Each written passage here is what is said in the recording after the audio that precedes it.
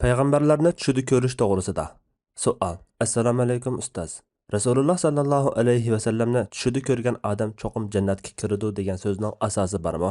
Men hozirgacha Rasulullohni 2 qatim, Sulaymon alayhissalomni 1 qatim tushimda ko'rgan bo'lsam-mo, lekin ta hozirgacha o'zimni o'ngshab bo'lolmayapman. Men qanday usulda tirishsam eng yaxshi? Maslahat berishlarini tuvanchilik bilan so'rayman. Javob. Va alaykum assalom va rahmatullohi va barakatuh. Barliq hamd sanolar Janobi Allohga bo'lsin. Durud va salomlar payg'ambarimizga, u zotning oila tavobatlarga, ashablarga va u zotga toki qiyomatgacha ergashganlarga bo'lsin.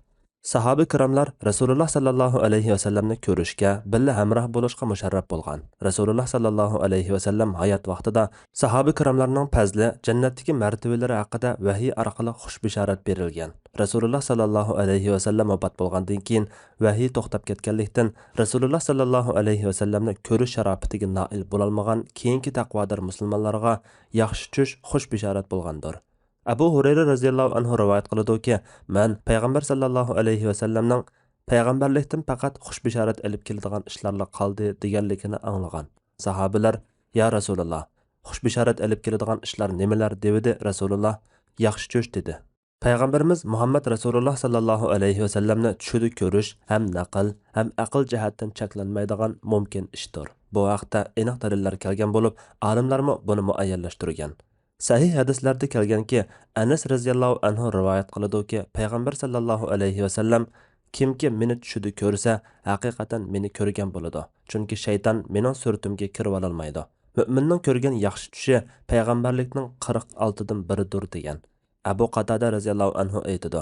Payg'ambar sallallohu alayhi va sallam mundaq degan: "Yaxshi tush Allohdan, yomon tush shaytondan. Shunga kimki yomon tush ko'rib qolsa, so'l tarafiga 3 qatim suflab etib, shaytonning sharridan panoh tilasin. Shunda qilsa, u uningga ziyon yetkazolmaydi. Shayton mening suratimga kirolmaydi." Abu Qatada radhiyallohu anhu payg'ambar sallallohu alayhi va sallam mundaq degan: "Kimki meni tushida ko'rsa, rost ko'rgan bo'ladi" degan. Abu Said al-Khudri radhiyallohu anhu rivoyat qiladi-ki, u Rasululloh sallallohu alayhi va sallamning kimki meni tushida ko'rsa, rost ko'rgan bo'ladi. Chunki shayton mening shaklimga kirolmaydi deganligini anglagan.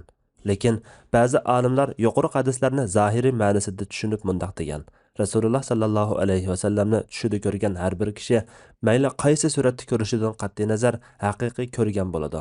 Hafiz ibn Hajar hadisni mundaq izohlagan: "Menga ayon bo'lgani shuki, kimki meni tushida ko'rsa, ya'ni qaysi bir sifatda ko'rgan bo'lmasin, xush bishorat olsin. Shundaqla o'zini qalayimqan tush bo'lgan batilni emas, Allohdan bo'lgan haq tushni ko'rgan deb bilsin. Chunki shayton mening suratimga kirib olmaydi." Yana ba'zi olimlar tush ko'rguchi bilan tushda ko'rilgan kishining ahvoliga qarab ayirib mundaq degan: tush ko'rguchi Rasululloh sallallohu alayhi va sallamning jismoniy va axloqiy sifatlarini biladigan bo'lib, uni tushida ashu sifatlar bilan ko'rgan bo'lsa, Rasululloh sallallohu alayhi va sallamni rostilla ko'rgan bo'ladi. Ammo Rasululloh sallallohu alayhi va sallamning sifatlariga uyg'un kelmaydigan birini ko'rgan bo'lsa, masalan, oqsoqol yoki saqali pokiz tushirilgan birini ko'rgan bo'lsa, bu tushga boshqacha ta'bir berish lozim. Bu Qozi Iyazning qarashidir. Bu qarash aslida tush ta'biri peshvosi Imom Muhammad ibn Sirin rahmatullohi alayhidan kelgan qarash bo'lib, u agar u zotni o'z surtida ko'rsa deb rivoyat qilgan. Imom Navaviy qatorliq bir turkum olimlar yuqorqi qarashni to'g'ri topmay, shayton uning suratiga qat'iy kirolmaydi. Bunaga asosan, kimki uni chiroyli suratda ko'rsa, bu tush ko'rguchining diyonatining yaxshiligini bildiradi. Agar biror a'zosida nuqson yoki ayib bor holatda ko'rgan bo'lsa, bu tush ko'rguchining diyonatida maslib borligini bildiradi. Yana ba'zi olimlar Rasululloh sallallohu alayhi va sallamni tushida ko'rishni Rasululloh sallallohu alayhi va sallamning hayotida Rasululloh sallallohu alayhi va sallamni o'z ko'zi bilan ko'rganlarga xos deb qaragan. Hozirgi zamon olimlaridan Shayx ibn Jibrin rahmatullohi alayhi shunday qaragan. Abu Hurayra radhiyallohu anhu aytadi: "Men Rasululloh sallallohu alayhi va sallamning kimki meni tushida ko'rsa, uzoqqa qolmay meni o'ngida ko'radi. Shayton mening suratimga kirib olmaydi" deganligini anglagan. Bu hadisni Imom Ayni mundaq izohlagan: Rasululloh sallallohu alayhi va sallam zamonidagilar Rasulullohni tushida ko'rgan bo'lsa, Alloh uni Rasulullohning huzuriga hijrat qilib muloqot bo'lishga musharraf qiladi. Qandaqla bo'lmasin, Rasululloh sallallohu alayhi va sallamni tushida ko'rish boshqa vafot bo'lgan kishilarni tushida ko'rgandek ham naql, ham aql jihatdan cheklanmaydigan mumkin ishdir. Bu masalada bir qancha nuqtani eskartib o'tish lozim. Birinchi, Rasululloh sallallohu alayhi va sallamni mayli haqiqiy surtida bo'lsin, boshqacha suratda bo'lsin, Rasululloh sallallohu alayhi vasallam deb yaxshi holatda ko'rgan bo'lsa, bu umuman yaxshilikdan, diyonatdan bishorat bo'ladi. Ammo Rasulullohning uningdan yuzini boshqa tarafga o'rib olgan, uningdan norozi bo'lgan yoki uningga koyiganligidek ahvolda ko'rgan bo'lsa, bu tush ko'rguchining Rasululloh sallallohu alayhi vasallamning sunnatini tutmaganligini, diyonatining susligini ko'rsatadi.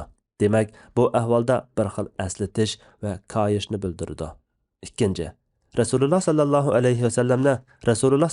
alayhi vasallam hayot vaqtidagi sifatlardan boshqacha sifatda ko'rgan ahvolda bu kishining Rasululloh sallallohu alayhi vasallam ekanligida yuqoridagi ixtilof mavjud bo'lib, bu tush sal ehtimolliq bo'ladi.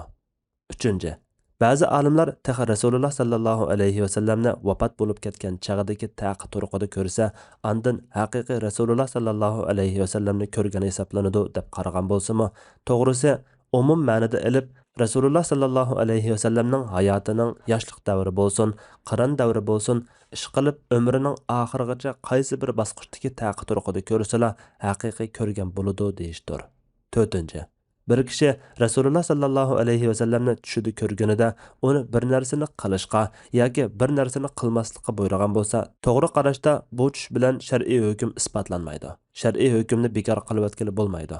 Ya'ni bu tush shariatda dalil bo'lolmaydi. Chunki din Rasululloh sallallohu alayhi vasallam hayotida mukammal yetkazilib, Rasululloh sallallohu alayhi vasallamning vafoti bilan vahiy to'xtab bo'lgan. Agar tushdagi ko'rsatma shariatga uyg'un bo'lsa, yanala shariatda kelgani bo'yicha ish qilamiz.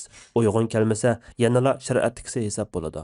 Demak, tushdan hukm ilinmaydi. Chunki tushdan faqatla payg'ambarlarlar hukm oladi. Tushning foydasi faqatla ogohlantirish yoki bishorat xolos. Hukm elish yo'q. 5.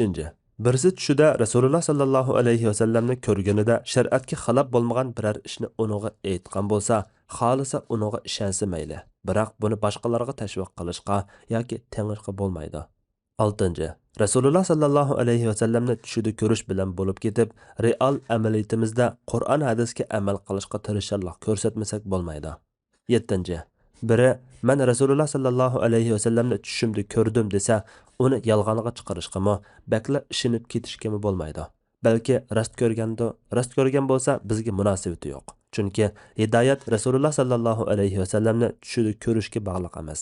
Bo'lmasa nurg'un tapovatchilar tushlarini bozorga soladi. Yana ba'zilar o'zlarini biror avliyo sifatida ko'rsatish uchun har kuni Rasululloh sallallohu alayhi vasallamni tushida ko'rib turadiganligini aytishadi. 8.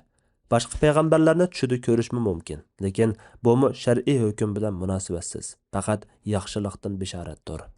9. Rasululloh sallallohu alayhi vasallamni tushida ko'rgan kishi cho'qim jannatga kirdi deb kesib aytish bo'lmaydi.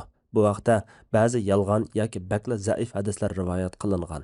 Masalan, Hazrati Anas radhiyallohu anhudan rivoyat qilingan kimki meni tushida ko'rsa hargizmi do'zaxga kirmaydi degan hadis raviylari ishonchli bo'lmag'achqa yolg'on yoki bakla zaif.